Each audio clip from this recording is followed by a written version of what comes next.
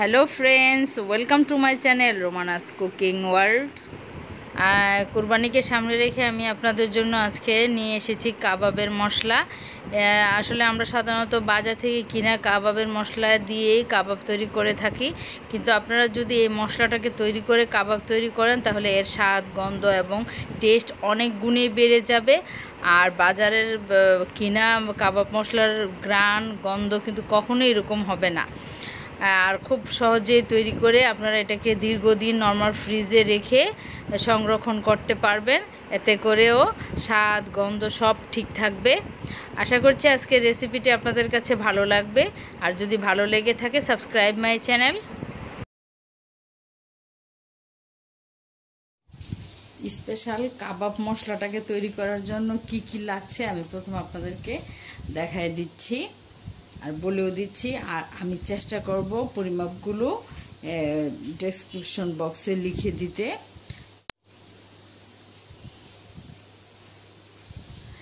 আমি এখানে নিয়েছি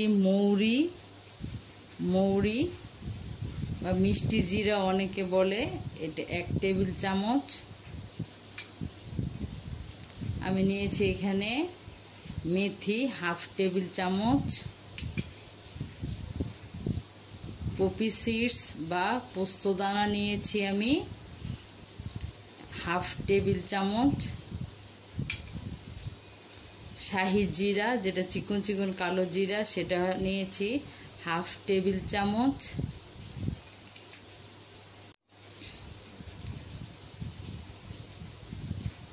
এখানে রাঁধুনি মানে একটা মশলার নাম, এই রাঁধুনি নিয়েছি আমি 1/2 টেবিল চামচ। দেখুন রাঁধুনিটা কীরকম হয়। বিট লবণ নিয়েছি আমি এখানে 1/2 টেবিল চামচ। এটা আপনারা আস্তেও পাবেন, বাসায় এনে গুঁড়া করতে পারবেন, আবার গুঁড়াও পাওয়া যায় কিনতে। জিরা যেটা নর্মাল জিরা আমরা খাই সেটা নিয়েছি 1 টেবিল চামচ। আস্ত ধনিয়া নিয়েছি এখানে আমি 2 টেবিল চামচ।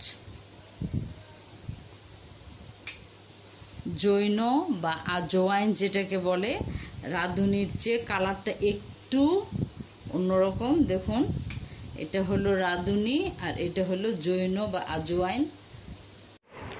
আজওয়াইনের কালারটা একটু হালকা হয় আর রাঁধুনির কালারটা একটু বেশি হয়।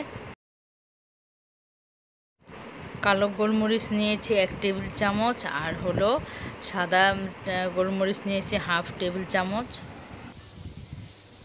এখানে সবুজ এলাচটা আমি নিয়েছি 2 টেবিল চামচ, আর 1 টেবিল চামচ নিয়েছি লং।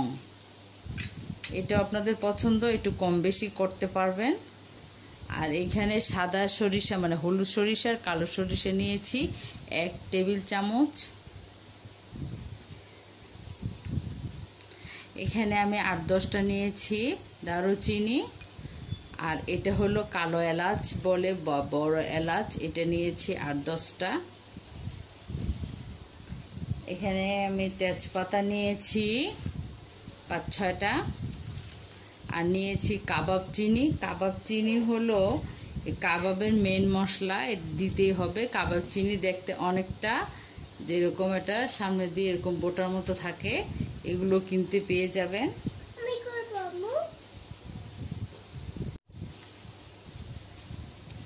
এখানে আমি নিয়েছি 4-5টা শুকনা মরিচ। এখানে নিয়েছি জয়ত্রী 2-3 টুকরা, একটু ভেঙে গেছে। একটা জয়ফল, স্টার এলাচ নিয়েছি আমি 5-6টা, আর একাঙ্গি দেখুন দেখতে এরকম। একাঙ্গি নিয়েছি আদা টেবিল চামচ। আদা শুট নিয়েছি আমি এখানে 2 টুকরা,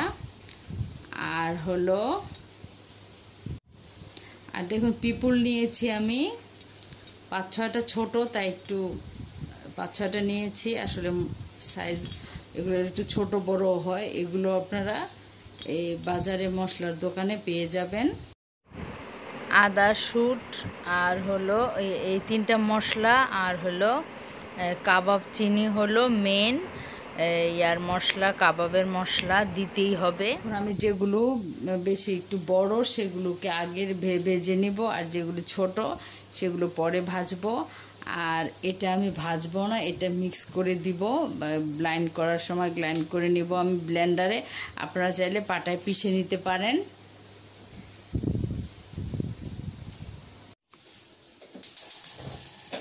মশলাগুলোকে ভাজার জন্য চুলায় আমি একটা প্যান বসিয়েছি। যেগুলো একটু বড় মশলা সেগুলো আমি আগে একটু টেলে নেব।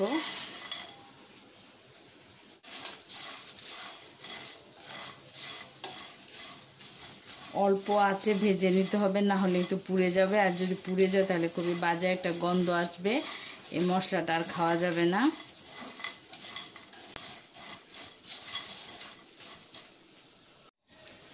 যখন মশলাটা থেকে খুব সুন্দর একটা ফ্লেভার বের হবে তখনই আমরা বুঝতে পারবো যে মশলাটা ভাজা হয়ে গেছে।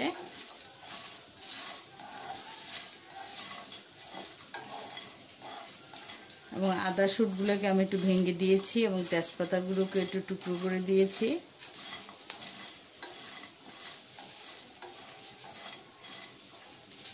জয়ফলটাকেও ভেঙে দিয়েছি। ফ্লেভার বের হতে শুরু হয়েছে।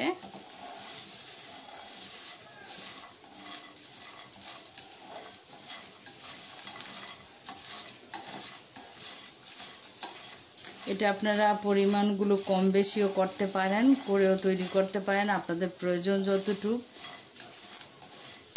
যেহেতু সামনে কুরবানি ঈদ তাই আমি একটু বেশি তৈরি করছি।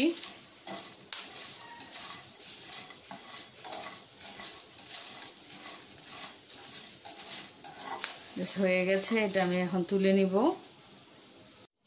এখন আমি যে ছোট ছোট যে মশলাগুলো সেগুলোকে তেলে নিব।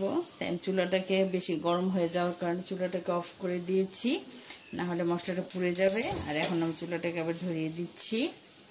এখন এগুলোকে আবার একটু হালকাভাবে ভেজে নিব। কারণ যখনই দেখবো যে খুব সুন্দর একটা ফ্লেভার বের হয়েছে তখন এইটাকে আমি চুলাটাকে বন্ধ করে দিব। আমার চ্যানেলে আরও কিছু মশলার রেসিপি আছে, প্রয়োজন হলে দেখে নিতে পারেন, লিঙ্কটা আমি দিয়ে দিব আই বাটনে। আর আই বাটন থাকে উপরে, আই বাটনে ক্লিক করলে আপনারা সেই মশলার সবগুলো রেসিপি পেয়ে যাবেন।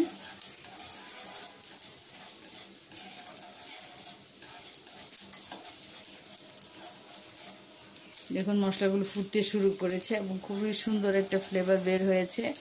আর বাসায় তৈরি করা মশলার কিন্তু তুলনা হয় না।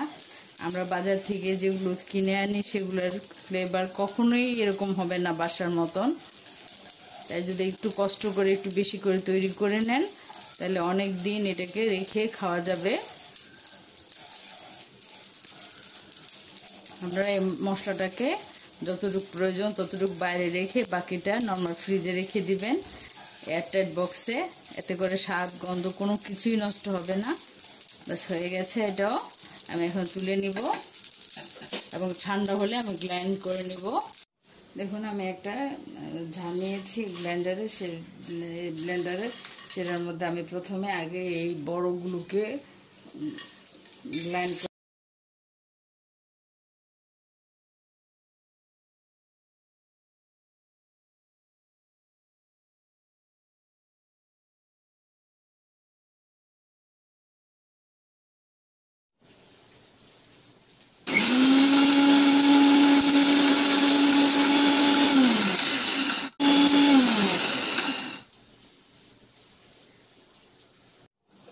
আমি তো দেখাই দিচ্ছি যে কীরকম গুঁড়ো হয়েছে। যেগুলো আমি বড় মশলা ছিল সেগুলো। আপনাদের কাছে যদি মনে হয়, আপনাদের আসলে এটা ব্লেন্ডারের উপর নির্ভর করবে যে কীরকম পাওয়ারফুল বা কীরকম। যদি কম পাওয়ারফুল হয় তাহলে আপনাদের পাটায় পিষে নেওয়াটাই ভালো হবে, আর নাহলে অল্প অল্প করে করতে হবে, নাহলে ব্লেন্ডারের উপরে চাপ পড়বে। এটা হলো বড় মশলাগুলো। এখন আমি এগুলো ঢেলে নিচ্ছি।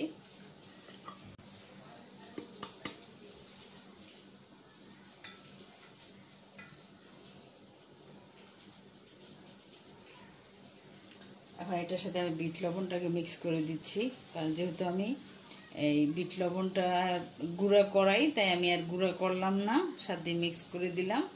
এখন আমি ছোট যে মশলাগুলো টেলে নিয়েছি সেগুলোকে গুঁড়ো করে নিব।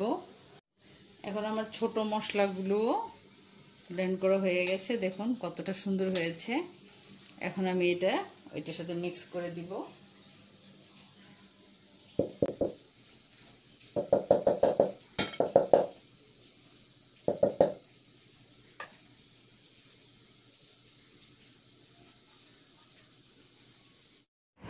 আশা করছি রেসিপিটি আপনাদের উপকারে আসবে। আর যদি উপকারে এসে থাকে, এরকম আরও নতুন নতুন রেসিপি পেতে আমার চ্যানেলটিকে সাবস্ক্রাইব করে রাখবেন। অনেক ধন্যবাদ ভিডিওটি দেখার জন্য। আবার ফিরে আসবো কোনো নতুন রেসিপি নিয়ে। সে পর্যন্ত সবাই অনেক ভালো থাকবেন। আল্লাহ হাফেজ।